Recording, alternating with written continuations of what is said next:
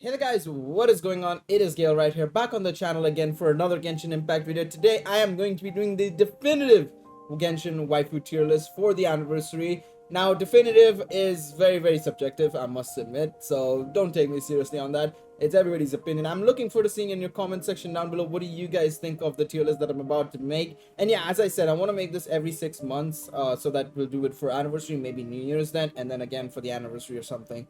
But looking forward to seeing what you guys think. And if you go on to enjoy this video, by the way, leave a like, subscribe to the channel for more content. And actually, if you guys really do enjoy this video, we might do a husbando version if you guys are interested. We might do the male characters even as well. But yeah, let me know what you guys think in the comment section down below, and let's get right into it. So first and foremost, I have to do this, okay? Where are they? 1, 2, 3, 4. Where's the new one? Where is she? 5. No. Well, actually, also him. No.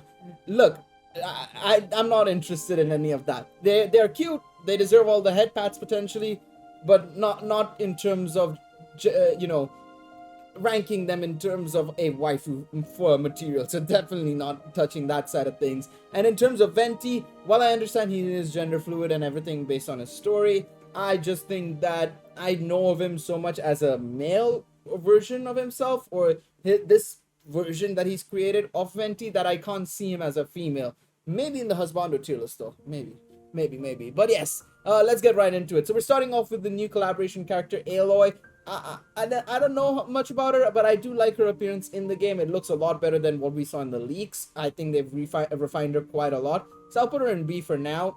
I think depending on how they introduce her in the game and everything, maybe higher, but it seems like you're just getting it via mail, so I don't see her having any shot of improving, and maybe she might even go down as time goes on. So put her in B for now. However, Amber, the mascot character, the poster girl of Genshin Impact. Now, while she is renowned to be the weakest character for a lot of people, I will say she is one of the first characters we meet. I was gonna say the first character we meet, but then I remembered we meet the twin.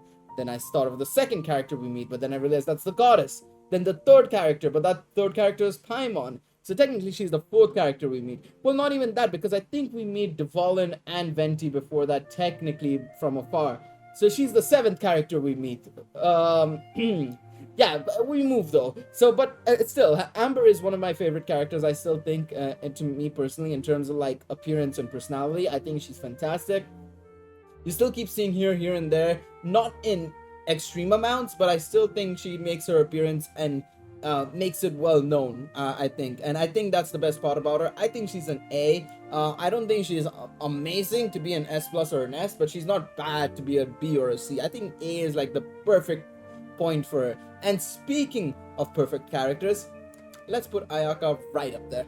One of my favorite characters, to be honest. I've loved her since closed beta test 1 when I used her then, and I love her now, especially after her character arc in Inuzuma's 2.0 story. I will also say that the voice actress behind Ayaka, Sayori Hayami, is one of my favorite voice actresses of all time, and I have to place her that high up. Just on that alone, I'm not gonna lie. But yeah, easy S plus. Really like her story, really like her character design, really like her movements and her fluidity and her elegance. I think they've done a very well job in adapting that, I suppose is the best way to put it. So definitely putting it at S plus. Raiden Shogun goes into S. I think, Raiden Shogun easily can be S plus depending on how they handle the end to her story and the fact that how did it begin in the first place. I think if they address that really well, very high chance she could join Ayaka in the top row. But for now, I think she's an S. Titty Sword Mommy, you're gonna have to wait for a bit till you get to S plus, girl. Next up is Barbara. She's gonna join Amber in A. I think the Hangouts event might push her to S. However, I haven't done them, so I can't really address that. If you guys have, let me know in the comment section down below. What do you guys think about that? But yeah, I think her character design and everything, like, if you asked me this like 6-7 months ago when the game first came out, and in and around there, 1.3, 1.4, I would probably put her in S as well. But she's gone down a bit. I think the Hangouts event will push her back up to S, but I need to still do them on either a video or a stream, or maybe save them for a rainy day potentially. Next up, we have Beidou. Beidou is gonna go into S. I would have placed her in A originally, but 1.6 and 2.0 have helped her out so much, and she takes it all in the cutscene, in the sense of like she is the you can tell when she is part of the cutscene, and she makes an impact in those cutscenes, I think, as well, with her character, her personality, and then of course her design is phenomenal. So S it is for her. Eula goes into S plus. Now I know I said the same thing for Raiden Shogun as well as Amber and Barbara. They have Eula doesn't have that story, but I love her design, her character model, her fluidity and in movement, and then of course her appearance, and then the little bit of character we saw in her own story quest. I think that deserves an S plus. I will be looking forward to when we actually get a proper story with her in as like a main feature, and it's gonna be so good. I mean, we already did with the story quest, but I'm talking about like a proper one, and I think I'm looking forward to that and more than anybody else for sure. But yeah, easy S plus. Fischl goes into A. I was considering putting her in B, but I felt I was being a bit too harsh. I think she's really solid overall. I think I really like her personality when we saw it in the event. But that's the problem. We only saw it in that one event with Mona, and that's it. That's literally all we got from Fischl. So hopefully we can see potentially more down the line. And of course, her design is great. I really like her design. I know a lot of people do. She's quite loved amongst the community. So I can see the argument for S, but I think I'll place her in A personally. Ganyu, on the other hand, goes into S. Really like her personality, really liked her story quest, really like her design and character model, and of course, overall, just a great character. It can be an argument for S plus here as well with Ganyu, but I think I don't want to make it too top heavy. Ganyu would be the closest, I think, to being an S plus. So I'm gonna put her at the front of the row. And then it would be Raiden Shogun. I think Ganyu, maybe if they do something in the Moonchase event, there's a couple of characters that are about to come up that I think would do amazing regarding the Moonchase event, and some of them actually need it more than Ganyu, so we'll come on to them in just a second. And speaking of another Liyue citizen, Hu Tao would probably go up into S. I really like her personality. I think that's what sells her the most, in my opinion. The voice of Emilia / Megumin works really well with her, depending on the situation. The more playful tones of Hu Tao, sometimes the more serious tones whenever she can be, I think works really well with I was gonna say Megumin, with Hu Tao. Obviously, Rie Takahashi playing as Hu Tao. I'm keep wanting to say Megumin. With her playing as Hu Tao, I think does a fantastic job, and I have to place her in S. I think, again, with more story and a bit more time, I might be even pushing her to S plus potentially, but for now, I think S is a fair place to be. Jean, now, a lot of people will place her smack dab in the middle in A. I think a lot of people would do that. I'm gonna put her in S. I really like her character, I really like her model, and I really like her fluid movement as well. Jean overall is one of my favorite characters in Genshin, even though she's probably the most generic one. I think that understated subtlety helps her out a lot. So I'm gonna put her in S as a result of that. And then next up we have Keiching. Now, Keiching goes into B or A. It's one of the two, and I want to put her in B for now. Moonchase might push her up to A or S even, but Keiching's so lacking in terms of story or anything of that sort, and I personally don't have her. In terms of appearance, I'd probably say she's in easy A or S, probably an S, but outside of that, very limited interactions, very limited understanding of her personality and stuff. So I will put her in B, maybe A. I think I'll put her in A. I'm being a bit too harsh, I think, on that. So I'll put her in A. Kokomi, on the other hand, don't like her at all. In terms of like her appearance, she's cool. I'd say her appearance puts her in A, but her personality is too floaty for my liking. I'm not a big fan of her. And then playability wise, we won't even talk about the 100% negative crit rate. I think I'll put her in B. Maybe 2.1 will make me like her a lot more. But I'm just not a big fan of her right now at this moment in time.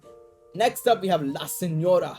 I think I'm gonna put Senora at A for now. I really like her appearance, but she is definitely capital B witch, effectively. I'm not gonna go any further into that. I want to wait and see how she gets involved in 2.1, obviously as the weekly boss.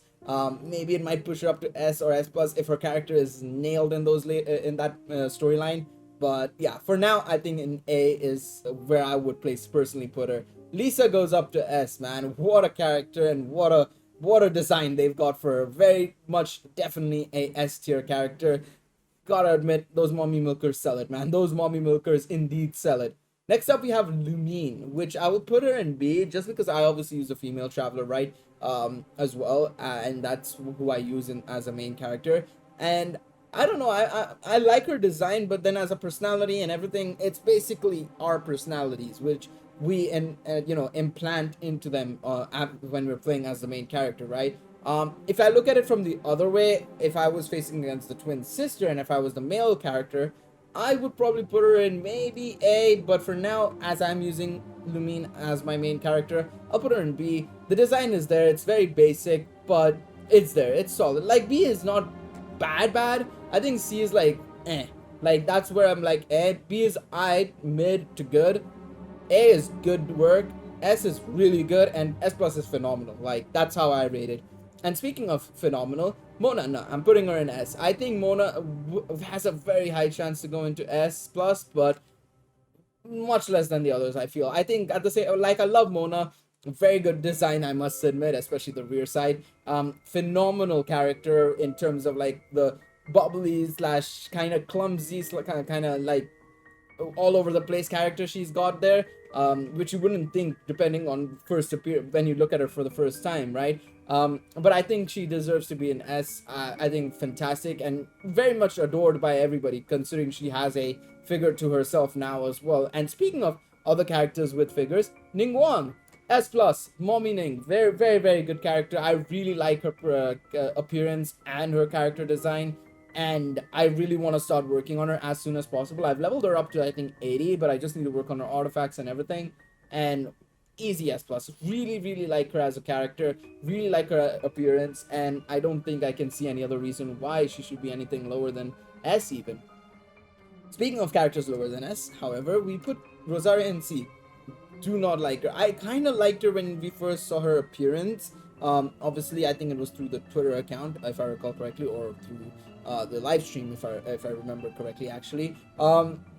Rosaria is great in terms of an appearance. I would probably put her in A as terms of an appearance, but as a character, as the personality we've seen, some people will love that sort of appearance slash personality. However, it's just not for me. I'm gonna put her in C. I know this is being extremely harsh, maybe for a lot of people, but I'm just there like, she's there. I'm not. I kind of fell off. Like, the hype was there like the first week, and then it just dipped like sharply. I'm not a big fan of her at any point or any more realistically.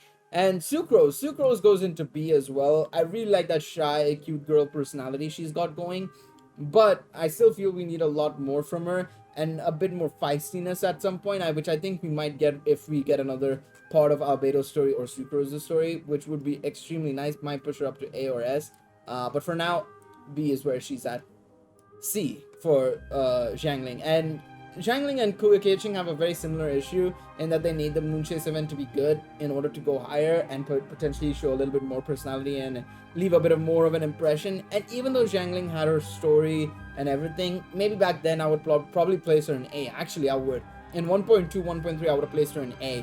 But right now, I've just fell off of Zhangling so much because of characters like Hu Tao and the upcoming two characters after Zhangling and Xinyan. I mean, Zhangling as a pyro character has fallen off for me personally, and not only that, as a character herself, she's fallen off as well. I really liked her at one point, but she's just dropped down like 1 and then 2. There is a shot I could put her in B, but I'm putting her in C for now. And another C character joining her is Xinyan. So little is known about her. Sorry about that. Very little is known about her, which is harming her the most. I like her as a character appearance. I mean, usability wise, she's definitely less than a C, arguably as well. But even in appearance terms, I'd probably put her at B or an A tops. I'd say maybe A. But as a character, I have no knowledge about her. I don't think anybody does, to be honest. And that's why she has to go in C. She has to go in C, mate. She has to go in C. And then I think I'll put these two right here. Yanfei, fantastic character. Really like her. Especially the personality she has in terms of that lawyer-esque personality, by the book kind of rules. It's kind of endearing in some fashion. Not completely. Initially, I found her very annoying, but it kind of grew on me over time. And then, of course, just appearance-wise, they've done a fantastic job with her. I feel the eyes and the appearance, the hair color, everything works. And then, I mean, I don't have to say much about Yoimi apart from the fact that she's voiced by Kana Ueda. Rin Tosaka's voice actress, as well as a Musashi lookalike. So as a Fate fan, I was already I literally fell in love with her design. Fantastic. I so wanted to summon on her, but of course I had to skip her for Raiden Shogun on the left.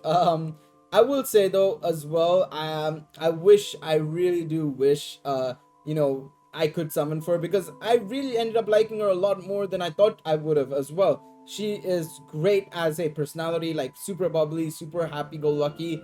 Really liked it, but it's a shame that goddamn Raiden Shogun was right after her. And speaking of Raiden Shogun, I just realized this list does not have Sarah. I'll probably put Sarah in A or B. I'm liking her personality. I think B is where I'll place her. I'm liking her personality, and she has this understated subtlety, just like Jean. Obviously going for her, but we don't know much about her character just yet, and I want to potentially use her as well before I can say like, okay, how I like her. I want to also, you know, see her in action more before I can say like, oh yeah, she's an A or a B basically. But I think I'll put her in B for now. But yeah, let me know in the comment section down below, what do you guys think about this list? Let me know in the comments, what would you change about this list as well.